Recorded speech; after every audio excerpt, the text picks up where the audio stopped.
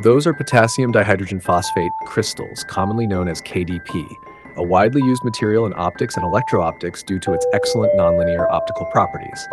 It contains abundant phosphorus and potassium elements and is frequently utilized as a compound fertilizer rich in both phosphorus and potassium. It promotes flower bud growth, increases flower yield, and enhances fruit quality. Potassium dihydrogen phosphate has a mildly sour taste and is commonly utilized as a food additive and pH regulator.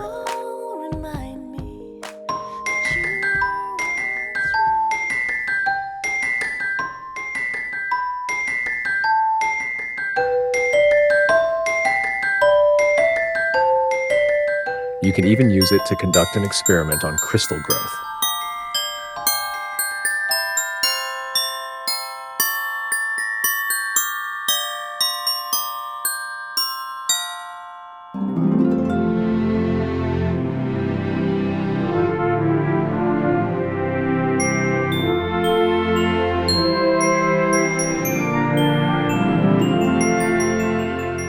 The process of making potassium dihydrogen phosphate crystals is quite simple.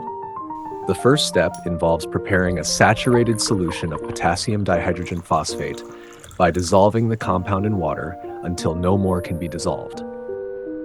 Add potassium dihydrogen phosphate to hot water and stir until completely dissolved.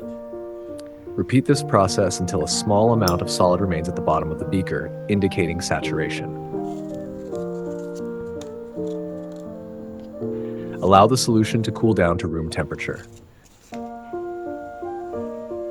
Transfer the solution to a crystallization dish and cover it with a layer of filter paper to prevent dust or impurities from contaminating the solution during crystallization.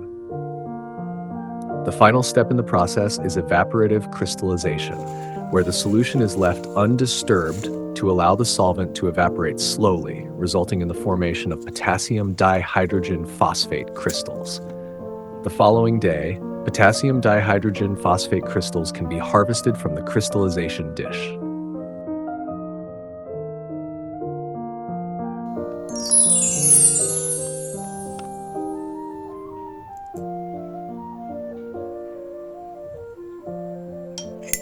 Potassium dihydrogen phosphate reacts with silver nitrate to produce yellow-silver dihydrogen phosphate precipitate, which serves as a distinctive identifier for the presence of potassium dihydrogen phosphate.